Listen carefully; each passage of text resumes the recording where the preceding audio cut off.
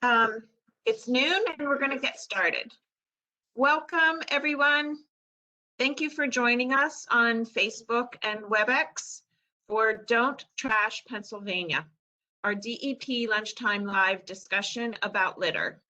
I'm Deb Klenotic, Deputy Communications Director at DEP. Many of us are seeing more litter in our neighborhoods, in parks, and along the road. We're going to discuss the impacts of litter and what state agencies and Keep Pennsylvania Beautiful are doing to reduce it. We're also going to talk about some ways you can help. We'll hear from Laura Henry, the Chief of Program Development in the Bureau of Waste Management at DEP. She'll be followed by Natasha Fackler, the Policy Director at PennDOT. She'll be followed by Ryan Deisinger, Assistant Director at the Bureau of State Parks in the Department of Conservation and Natural Resources. And then we'll hear from Shannon Reiter, President of Keep Pennsylvania Beautiful. Each panelist is going to talk about 4 minutes or so. At the end of the presentation, we'll answer your questions. If you're watching on Facebook, please write your question in the comments. If you're watching on WebEx, use the chat box. Look for the chat icon in the bottom right corner. Click on that and the chat box will open. Be sure to use the drop down to choose all panelists. Once you do that, you can write your question in the box and hit enter to submit it.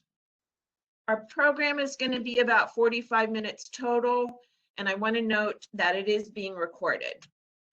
The recording will be available on the DEP Facebook page and website after this event.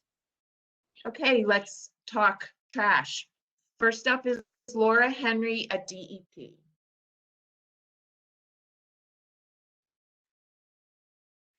Laura? Thank you, Deb, and thank you everyone for joining us today. Again, I'm Laura Henry and I'm with the Bureau of Waste Management at DEP. So unfortunately, Pennsylvania has a litter problem. Many of our roads and neighborhood streets are edged with trash, and hillsides and stream banks are strewn with tires, household items, and other garbage that's been illegally dumped. With the pandemic, and as masks, gloves, and wipes have become part of daily life, we've also seen these items discarded in our neighborhood streets, shopping centers, and parks. So other than looking terrible, why is litter a problem? Litter really does have a lot of interconnected impacts. First, it presents public health and safety hazards because it creates breeding grounds for rodents and mosquitoes. It only takes one bottle cap of water for mosquitoes to breed. Litter is also a sign of neglect, and the perception of neglect has negative impacts on our communities. It can also erode people's ability to be out in their neighborhoods. It can lead to vandalism. It can make a community unattractive to potential businesses and visitors in-state and from out of state. Litter also degrades our environment and harms wildlife. For example, cigarette butts are one of the most common types of litter, and most people think they're biodegradable. They're not. They contain a plastic called cellulose acetate that takes years to break down into microplastics. They also leach nicotine and other heavy metals. Gloves and masks contain plastic or rubber that doesn't biodegrade either. You throw a latex or nitrile glove on the ground, it's going to be there for a long time. Litter like this ends up going down storm drains.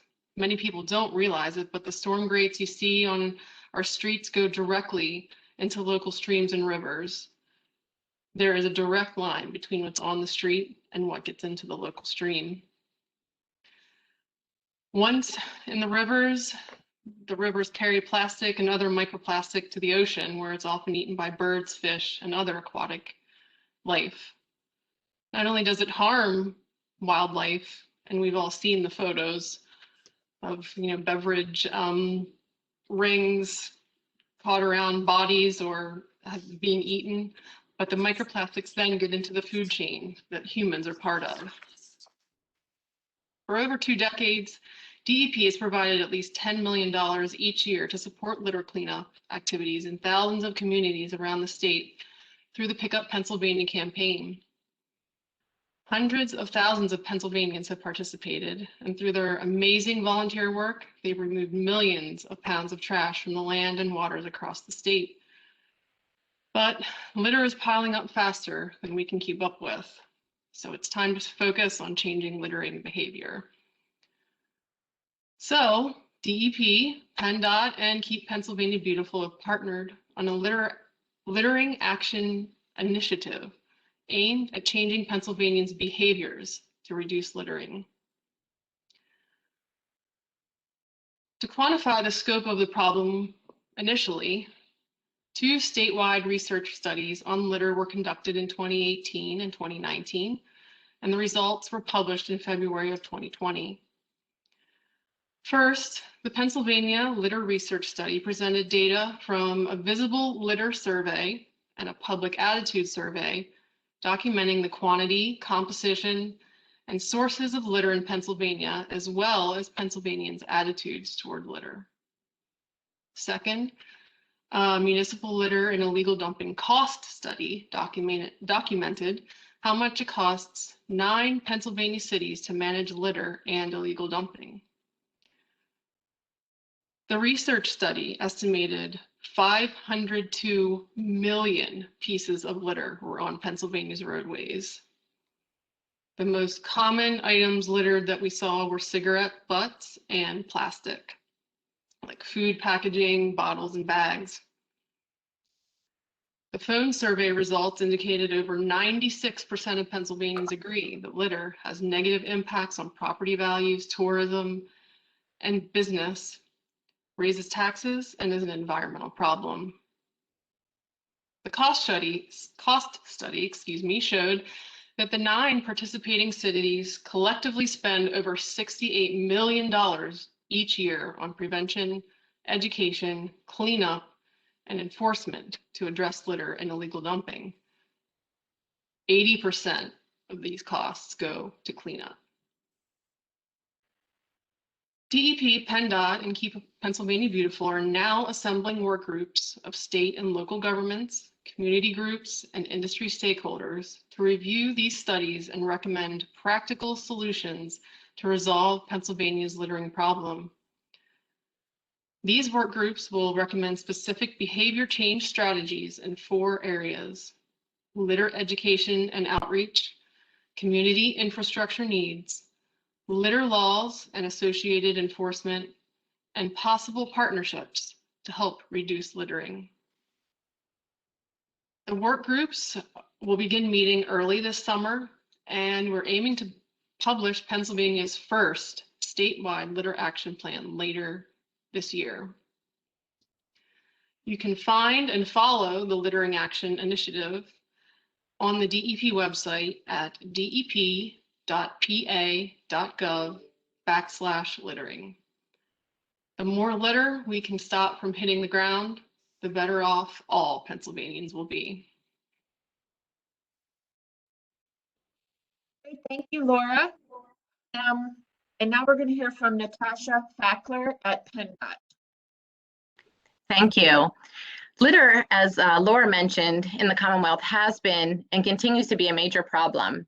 As the number of vehicles on our road increase, so do the amount of litter. As Laura mentioned during this past year, during COVID, we saw an increase of disposable items such as masks and gloves. We've also seen an increase in disposable takeout food containers, as many restaurants offered takeout service when indoor dining was restricted. Many people ask, why do they see more litter in the spring months? And there's several explanations from PennDOT's perspective. One, during the winter months, a lot of times there is snow covering the road and the ground beside the road, and you're not seeing the litter. 2, during the winter months, PennDOT crews are really focused on keeping our roadways safe to travel by plowing snow and putting salt down on icy roads. It's in the spring months that the PennDOT crews transition to spring maintenance activities like pothole patching, cleaning drainage, repairing signs and guide rail, and starting to pick up litter. But PennDOT can't do it on our own, and we have several programs to help reduce litter on our roadways. In an ideal world, there wouldn't be litter in the first place, and litter takes our crews away from other core maintenance activities. So we rely on volunteers in our Adopt a Highway program to help us keep roadways safe and free of litter. Our Adopt a Highway program is one in where volunteers can adopt a section of roadway and commit to picking up litter at least twice a year. Typically, these pickups occur in the spring and fall months. PennDOT supplies safety vests, trash bags, and work gloves, and will dispose of the trash afterwards. In 2002 alone, we had over 5,000 volunteer groups that adopted 8,000 miles of roadway on the state highways. And this equates to over 112,000 volunteers last year that picked up over 41,000 bags of trash just in the PennDOT Adopt a Highway program. We also have a Sponsor a Highway program, and this is a for-profit program where sponsors contract with a vendor for advertising, and then the vendors clean up the roadway. This program is unique in that we, PennDOT, don't specifically pay the vendor to remove the trash, but we authorize them to pick up trash in our right-of-way, which then allows us to reallocate staff resources to other critical activities. In 2018, Governor Wolf signed into law Act 62, which created litter enforcement corridors. The litter enforcement corridors are a way to increase focus on litter and illegal dumping. These road segments are ones that have high aesthetic or historic value and are worth preserving, and they are marked with signs to notify residents that they are driving on a litter enforcement corridor. In these sections of the roadway, fines are doubled and sometimes tripled if you're a commercial business for any of our littering violations during those areas. I also want to point out, as a registered motorist, you may have in the past just signed your registration card without reading the fine print. And I kind of pulled one out here for a sample for you. But in this registration document, when you sign it, we specifically call out our litter laws, and we remind you and every driver of your responsibility under the law to stay, not to litter. In fact, when you sign your registration card, it says right here that you are acknowledging that you're aware of these laws, and by signing them, you're making a commitment not to litter. We all can do our part to help our community stay safe and clean. My own family has done 4 litter pickups already this spring. We try to find small chunks of time that we can devote 30 to 60 minutes to head out to one of the roadways near our house. We grab our safety vests and gloves and some trash bags, and we just clean up around where we live. We also have a habit on trash day to walk around our neighborhood later in the day and collect trash that is left behind after the trash trucks.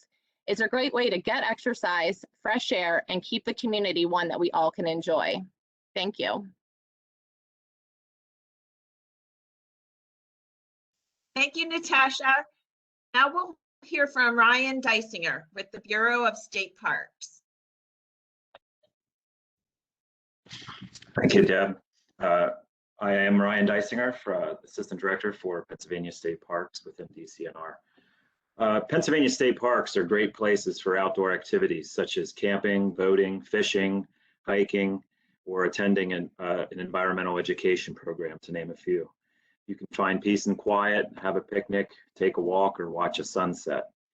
Unfortunately, a few inconsiderate people do damage precious park resources. These actions make it difficult for parks to balance recreational use with the conservation of park resources. Since state parks belong to the people of Pennsylvania, we all need to work together to conserve park resources and protect the state park legacy for future generations. Littering is something that we see, and it's a violation and a citable offense of state park and state forest regulations. In 2020 alone, DCNR rangers handled 132 incidents on DCNR lands related to littering, scattering rubbish, etc. So to try to lower some of those numbers, here are some examples of programs that Pennsylvania State Parks have instituted over the last several years to combat littering, such as partnering with Keep Pennsylvania Beautiful cigarette litter prevention program, titled CLIP. Over the course of a year at some of these parks, we were been able to reduce the combined cigarette litter reduction rate of close to 92%. I'll just briefly explain. The CLIP program begins with a scan of or physical count of cigarette butts that are on the ground. Ash receptacles are then installed at points of entry. And in addition, the state parks that are participating agree to encourage the enforcement of litter laws, which includes the, cigarette litter, as well as educating our visitors about the consequences of dropping that stuff on the ground and not putting it in the proper receptacle. With our smoke-free beach program that's now in place at most of our state park waterfront operations, we are seeing a more than 95% reduction in cigarette litter in those specific areas. I will say though, however, this type of cleanup still diverts our already shortened park personnel, especially the maintenance side, from addressing more meaningful tasks and cleaning up litter. So we welcome Keep PA Beautiful's continued support in combating this particular problem. Another program I wanted to speak on briefly was part of the Pennsylvania Department of Health's Young Lungs at Play program. We have prohibited all forms of tobacco usage, vaping, and cigarettes within 30 feet of all state park playgrounds. That has also drastically reduced the amount of litter that we're seeing at our 130 playgrounds statewide since we began that program just last year in 2020. I wanted to share with you a couple of slides here real quick.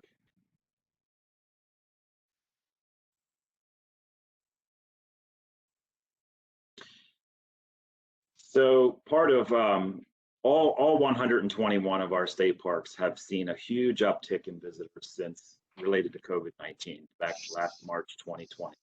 A 26% increase in our overall visitor estimation numbers for 2020 compared to those numbers in 2019. And I will say that some parks are seeing a 100% increase in attendance from month to month over the same time frame. So at the beginning of the stay-at-home orders, people wanted to get out. We attribute maybe much of the onrush of visitors attracted people that may not be aware or just simply do not know about proper park and forest behavior as they were leaving trash, littering, wandering off marked trails. So we're experiencing quite a bit of increased instances of littering on our public lands, and we are asking for your help. The most common litter we are seeing are food cups, wrappers, masks, dog waste, sanitary wipes, disposable gloves. And we ask that if you're going to bring it into a state park or a state forest area that you please pack it out with you. State parks, trails, and state forests are meant for public enjoyment, but they're also for conserving our natural resources. We ask that you please be respectful of special places by practicing leave no trace principles, such as bringing a bag or carrying out your trash, like I mentioned. Even better, pick up litter that may be left by others. If you see it, don't just walk by it. Then take it home with you. It's, we have limited staff and volunteers that are available for litter pickups. So this example here is from Beltsville. The next slide I just wanted to show is some scenes from Nolde Forest Environmental Education Center near Reading. You see trash littered on the ground. These illegal activities damage the environment and take away from the natural experience and natural beauty that we see in our parks and forests.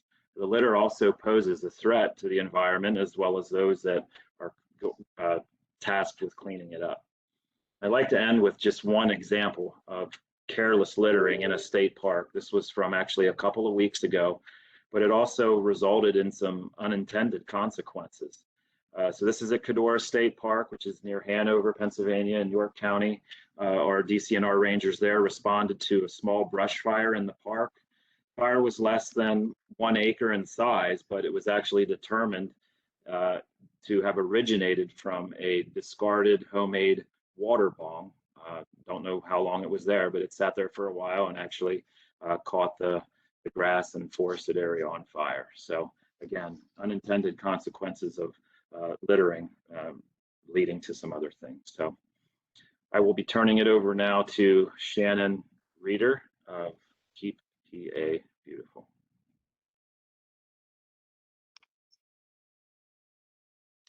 Hi, I'm Shannon Reiter with Keep Pennsylvania Beautiful, and our organization is dedicated to empowering Pennsylvanians to keep our communities clean and beautiful. We have over 30 affiliates across the state, and we work with hundreds of organizations, local governments, county governments, civic associations, anybody and everybody that really cares about their community. We really work hard to support. We believe in individual, community, and corporate responsibility, which means we all have to work together. And we really see that as our role, is trying to facilitate some of that community work. And we do this through a variety of programs, and we're going to talk a little bit about those today. But we really try to get, like I said, get tools and resources down to folks in the community that are doing the great work. So I'm going to go ahead and share some examples of some of the work that some of our groups get done. So this really speaks to the power of volunteerism, because that's really at the core of what we do. This is a project in Philadelphia. This was done by the Ray of Hope Project. It's North Harley Street. And after some folks rolled up their sleeves, they worked with their local government and their civic partners. And this is what the after picture looked like, right? That's a street you're proud to live on. You are comfortable with your children playing. That looks like a home. This is a forest in Washington County. You can see there were contractors that were dumping here. Really hard to dispose of items. The tires are a real problem.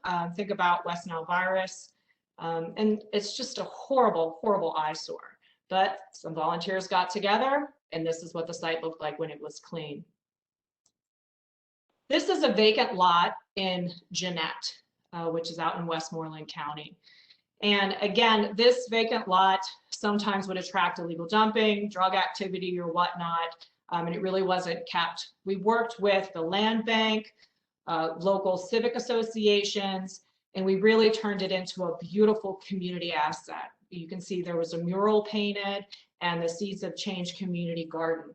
And from this garden, there's that produce goes out back into the community through the local farmers market, grown right there on site. And that's the power of volunteers. And that's really what I'm here to talk to you all about today is, you know, individuals, groups, we can make a difference. There's a lot that needs done.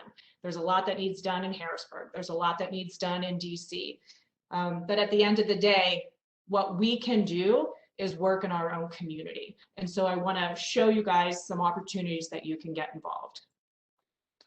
Right now, we're in the middle of Pickup Pennsylvania. Hopefully some of you have heard it. It used to be called the Great American Cleanup of Pennsylvania. It's Pickup Pennsylvania. It's March 1st through May 31st. Registered groups, you can register on our website, keeppabeautiful.org, but registered groups have access to free supplies. They'll get bags, gloves, and vests as supplies last. They'll be able to pick those up at their local PennDOT office.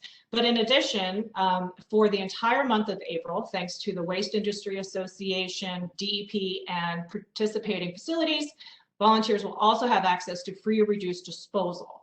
So if you have that nasty illegal dump that you've been wanting to clean up in your state park, April is the time to do it. You can give us a call, give Michelle Dunn a call at our office. She will walk you through every step of the way how to organize a cleanup, whether it's a big illegal dump cleanup or a cleanup at your local park, an education event or a recycling event. All of those things qualify for supplies. Please just give us a call, and what you do makes a difference. If you have a place that you frequent, that you love, that you walk every day, and you want to become a steward of that space and commit to routine cleanups, we encourage you to adopt that space. You can do that through PennDOT's Adopt a Highway program for state maintained roads, and you can find out information on that on the PennDOT website. If it's a non-state maintained road, a park, a trail, a waterway, you can adopt that through us. And again, we'll provide you some supplies and a sign for recognition. Cleanups are really important. We've been doing cleanups a very long time, but cleanups are not going to solve this problem. We need to talk about education. And as Laura said, when we did the cost study 2 years ago, 80% of all of our resources were spent on cleanup. And that is not going to solve this problem, right? So we have to really start investing in education. So here's some education tools that we have. We have the Open Your Eyes to Litter series. These are all available for download on our website. They also meet education standards for the Pennsylvania Department of Education for the Environment and Ecology curriculum. They are being revamped and updated, but the ones that we have right now, of course, are available. And they also come with teacher's guides. In addition to the Open Your Eyes to Litter, we also have what's called the Litter Free School Zone program. And that is a way for schools to directly get involved with us and commit to cleanups, gardens, what have you, on school grounds. Again, it's all about engaging the younger generation and becoming stewards of their community. Finally, illegal dumping. Ryan talked a little bit about illegal dumping in the state parks. We have a program called Illegal Dump Free PA, and in that program, as a part of that program, we have a hotline where you can report illegal dumping. We had over a 200% increase during the pandemic of illegal dumping reports. There was a lot more awareness. I think a lot more folks were out and about, as Ryan said, visiting our state parks and forests. And a lot of those sites that were reported were on our public lands. And so if you're out and you find an illegal dump and you don't know what to do, you can call us, you can report it on our website. And what we do is we share that information with the appropriate agency. And we also can connect you with maybe some resources locally on how you can start that cleanup. And again, all this information is available on our website, and we really do encourage you to join us.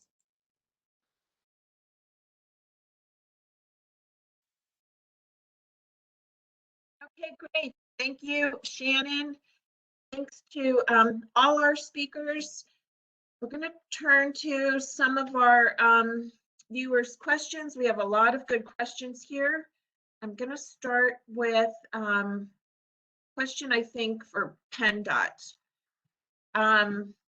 Lynn on Facebook asks, why can't PennDOT do regularly scheduled cleanups on the side of the road?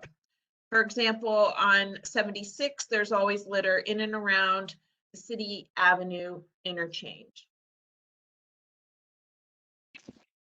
I talked about this a little bit during my presentation, but PennDOT only has so many resources. And when we spend more time picking up litter, that takes us away from other core activities. We do have our crews out and about cleaning up litter right now. And we do also contract in some of our larger cities to have cleanup done on routine basis. Okay, great. Thanks, Natasha. Another question, I think, for PennDOT. Why don't we have inmates pick up litter as their community service anymore?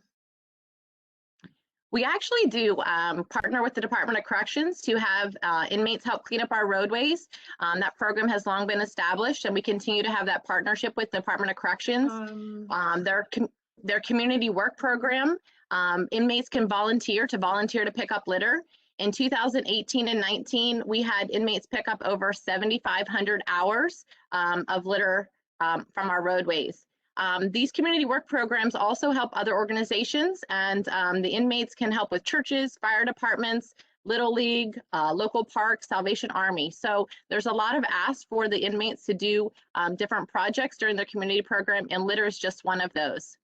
I will mention we also have a adult litter brigade, and that is if someone's been sentenced or charged with a violation under the litter laws, and if they are tasked to do community service, we PennDOT work with the local areas to have those people come out and pick up litter. Okay, great. Thank you. Another question gets to the enforcement issue.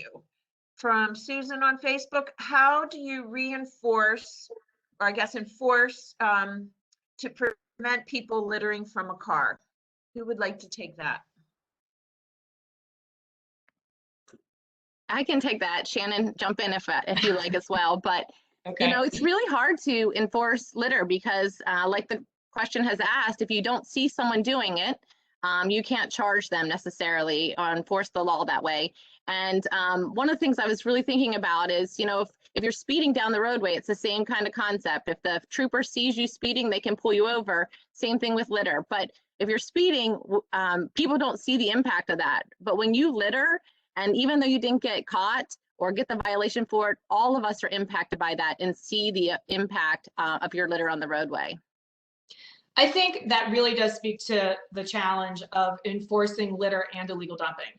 And this is just, it's not a challenge unique to Pennsylvania, but you have to have, proof. And that's one of the reasons that we instituted that illegal dump free PA program, is that it provides cameras for local communities that want to really address illegal dumping, with the ability to, capture the footage, the pictures of the act while it's happening. And when you have that, you're much more likely to get a conviction, but enforcement is one tool in the toolbox.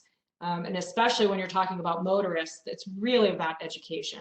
We have to talk about, what is it costing us? It is costing us millions of dollars to clean up trash. And those are millions of dollars that should be spent on parks and recreation and our senior citizens and all these other services. But instead, we're spending millions of dollars cleaning up trash because, we're just not taking care of business. So that I really feel that instance really comes down to education. Okay, thanks, Shannon. There'll be grants for nonprofits dedicated to litter education and cleanups. I can maybe speak to that. Laura, do you have any? Laura? Yes, DEP currently has grants for local governments that have recycling programs. Those are required by our recycling law, and that's an active program for 30 plus years, as part of the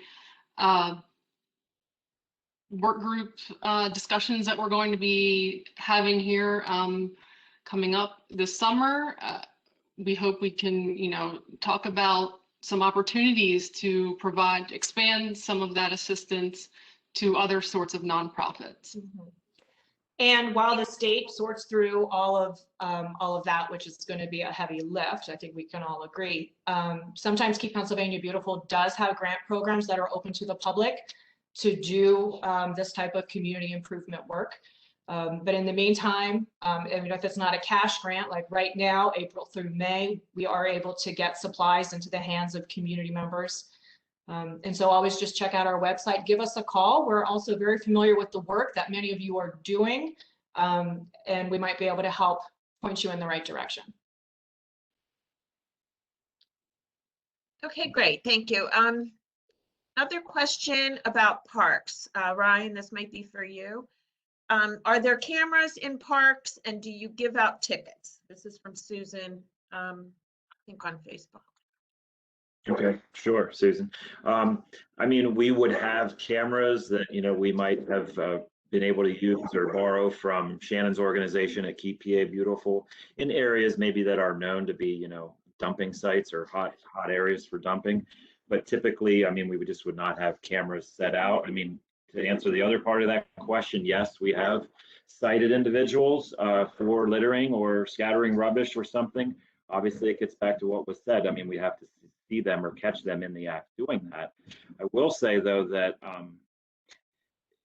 it's not funny, but it's when we've been able to prosecute folks, especially at some dump sites, we'll go through that trash and we'll find many pieces of identifying information. It could be like a credit slip or other type pay slip, any kind of identifying information. And we're seeing this 3, 4, and 5 times. And then we say, wow, find out their address. And then we've been able to successfully prosecute people for dumping in certain areas just by the stuff that we found that identifies them.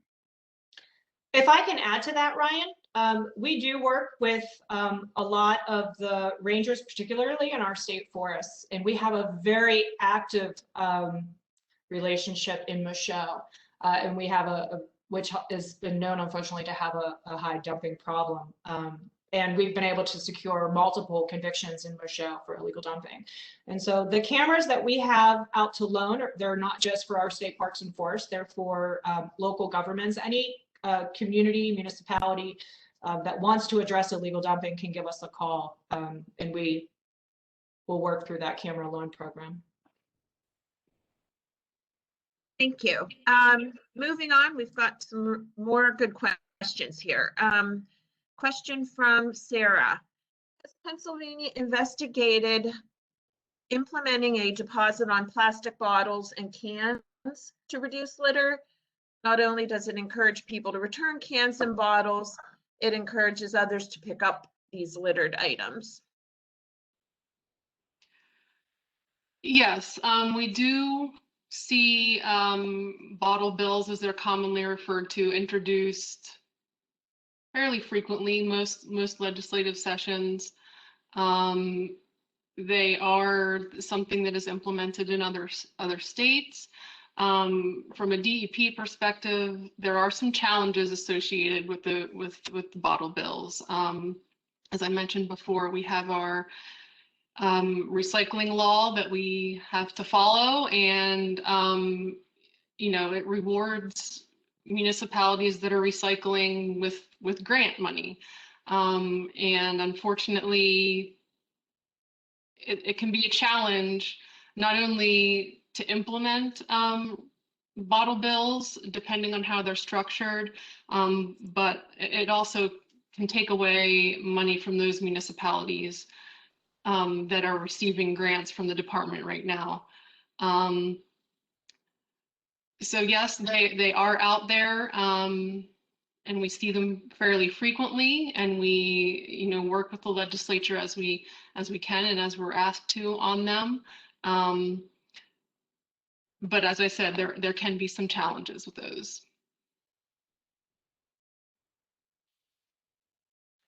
Okay, another good question here from Doug. Do you think cigarette litter would be less if vehicles still came equipped with cigarette trays? I would take that one if my fellow panelists would allow me to. So one of the key pieces, if you look at litter prevention, is infrastructure. That whole basis of the cigarette litter prevention program is about cigarette receptacles in the right place. So when you take an ashtray out of a car, the smokers don't have that infrastructure. So, you know, while I don't have any data per se that taking ashtrays out of the car increased cigarette litter, I have a really strong hunch that is one of the factors. And what we've done to mitigate that is provide auto ashtrays for smokers through our cigarette litter prevention program. And again, it's all about infrastructure. So it's really not just about, you know, cigarette butts and ashtrays, but like if you go down a main street, the streets that have well-maintained trash and recycling receptacles have less litter than main streets that don't have trash receptacles, recycling containers, or ones that are not maintained. So it's really about infrastructure across the board and making sure we have the right infrastructure in the right place for the right commodities. Thank you. Question from Jeff. I read that the profile of the typical litterer was male and approximately 30 years of age. Is this true? If so, how do we reach them? May I? Folks. So I believe that was determined through the Keep America Beautiful study back in 2009. And the national organization is doing another study that's looking at that exact point, that to get that kind of information, you need a behavioral study. You actually need to observe folks. So we don't have that information specifically for Pennsylvania in terms of tailoring your message, but you're exactly right. You need to know. You can't message to everybody, so you really need to know who your target audience is, because you do need to reach them differently. I think in Tennessee it was kind of ironic. When Tennessee did their behavioral study, they determined that it was actually young mothers that were the ones that were throwing the litter out of their car. And so they targeted their public messaging, Don't Trash Tennessee, to that demographic specifically. And it was about women running from, you know, work to home to soccer practice and all these other places, you know, but that was determined through a behavioral study in Tennessee. So we will look at that national data when it comes out and try to figure that out. Another question in general about, I'm kind of paraphrasing questions from a number of folks here about recycling and how, stresses on recycling programs contribute to litter in Pennsylvania, and what's being done to support recycling? Well, here at DEP, we have been actively evaluating our recycling law with the help of our solid waste and recycling fund advisory committees, and are currently compiling all of the comments and items that we feel are opportunities to ramp up our recycling law a little bit. As I mentioned, it's about 30 years old. It's been working, but there are some opportunities to improve the law and make some clarifications on the law. So we meet with our solid waste and recycling fund advisory committee frequently. The solid waste advisory committee 4 times a year, recycling fund advisory committee, and we're always evaluating what kind of trash is coming in, and comparing that with recycling numbers. So we have a lot of programs that support recycling, but we've identified that the education can be a challenge for DEP in particular, but we are looking at it along with covered device recycling law as well, which contributes to recycling. So it is a priority of the Bureau right now. So stay tuned on that. We hope to have some things coming this year on that. Thank you, Laura. Question from Kurt on Facebook. Is COVID still a restricting factor in the scheduling of cleanups through townships? We have countless townships registered for cleanups. We are asking folks to avoid large crowds, of course, not to congregate in large crowds, but we have hundreds of events already scheduled, many by local municipalities, and how they distribute their supplies. You kind of need to work through some of those things. But if you are a municipal official and you're looking at that, we do encourage you to register an event with us. Give us a call, give Michelle Dunn a call specifically, and she will walk you through that process. It can't wait, to be honest with you. I mean, there's just so much trash out there. There's ways to do it safely, and we're hoping that you join us. I can just Oh, yeah, go ahead. Just to chime in, I'm sorry. Just in state parks and state forests, we're going to be reinstituting volunteer events here coming at the start of the month in April. Smaller groups, less than 40 folks, but if someone's interested in doing a litter cleanup or a volunteer event in a state park or a state forest, I would suggest contacting their local facility, local park, local forest district, and seeing about working out the parameters. But that's something that could be done on DCNR lands as well. Very good. Okay, here's a question from Lisa. Why do people litter? And I guess I would add, is there anything we can draw from the research that we did that might give us some insights on that? The research that we did specifically in Pennsylvania. Mm-hmm. So I think people litter for a lot of different reasons. Sometimes it's out of convenience, sometimes it's out of ignorance, sometimes it's because they think the prisoners are going to pick it up and it doesn't matter. But the fact of the matter is the prisoners aren't the ones throwing their trash out the car window. So I think there's a lack of personal responsibility. I think that sometimes when an area is littered, it sends a message that nobody cares and it's okay to litter. And I mean, I think there's a whole host of issues of why people litter. Sometimes people litter because they like cigarette butts because they think it's going to biodegrade, and it doesn't. So then that comes down to the importance of education. So it's about infrastructure. It's about carrots and sticks, right? Like what are the rewards? What are the penalties? What is the right infrastructure and education? But we have to clean up while we're trying to figure out all those things. Okay, thank you. I'm gonna, we'll do 2 more questions and that'll bring us to about 12:45. Next question from Chris on Facebook. What area have you seen that's had a successful litter and illegal dumping program? And what made that program more successful?